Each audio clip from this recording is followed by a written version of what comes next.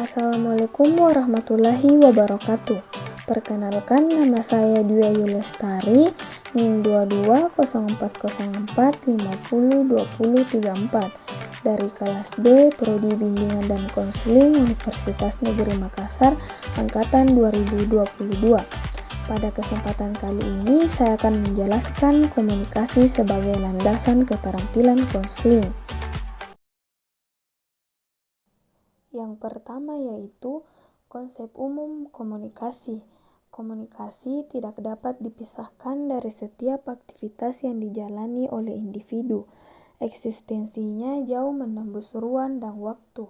Untuk tujuannya sangat bervariasi dan menyentuh segala aspek kehidupan manusia. Para ahli menyebut lebih dari 80% alokasi waktu individu dalam satu hari digunakan dengan berkomunikasi. Komunikasi merambah ke segala bidang kajian, merasuk menjadi bagian dan bersenyawa dengan bidang tersebut.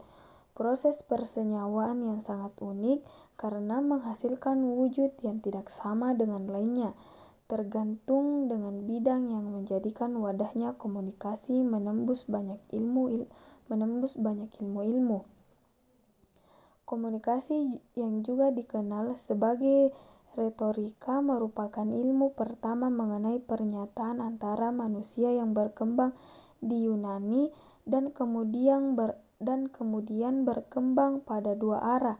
Satu arah menuju ke Jerman menjadi Publistik Wissenschaft yang disingkat Publistik, dan arah kedua menuju ke Amerika Serikat yang berwujud menjadi ilmu komunikasi.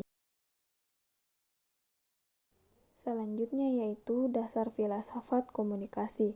Pendidikan tentang komunikasi sangat penting sebagai dasar filsafat, menurut Heslop 1998. Beberapa alasan untuk pernyataan tersebut yaitu: yang pertama, filsafat dan komunikasi berbagai prinsip-prinsip dasar. Yang kedua, prinsip-prinsip dasar filsafat berbagi dengan pendidikan sehingga merupakan dasar yang mau tak mau bersifat mutlak, berlaku untuk pendidikan kapanpun dan dimanapun. Yang ketiga, prinsip-prinsip komunikasi adalah substansi serta regulatif bagi pendidikan.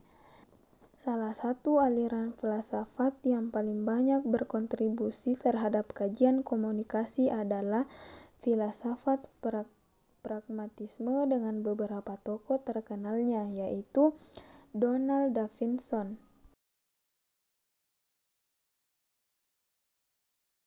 Komunikasi sebagai hubungan interpersonal. Komunikasi merupakan hal esensial, berpengaruh dan bahkan sering menjadi faktor penentu dalam kehidupan manusia. Komunikasi merupakan dasar dari eksistensi suatu masyarakat dan menentukan struktur masyarakat tersebut.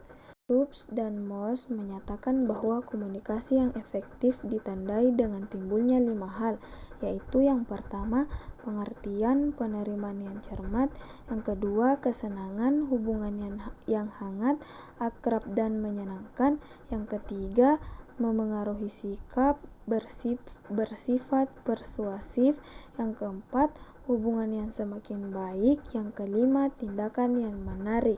Menurut De Vito, dalam komunikasi interpersonal setidaknya memiliki 5 tujuan utama. Kelima tujuan komunikasi interpersonal tersebut yaitu: yang pertama, proses belajar, yang kedua, membangun hubungan, yang ketiga, memengaruhi, yang keempat, bermain, dan yang kelima, membantu. Selanjutnya, komunikasi sebagai landasan keterampilan konseling.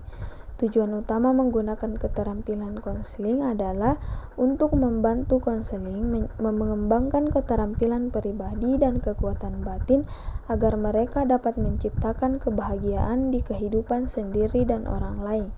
Penggunaan keterampilan konseling oleh konselor menjadi 5 tujuan berbeda.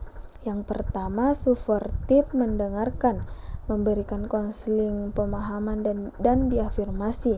Yang kedua, mengelola situasi bermasalah. Yang ketiga, manajemen bermasalah. Yang keempat, mengubah keterampilan-keterampilan buruk konseling yang menciptakan masalah bagi konseling. Yang kelima, mewujudkan perubahan falsafat hidup. Keterampilan konseling terbagi menjadi dua, yaitu keterampilan dasar dan keterampilan lanjutan. Keterampilan dasar konseling terdiri dari yang pertama, keterampilan penampilan. Yang kedua, keterampilan mendengar dasar.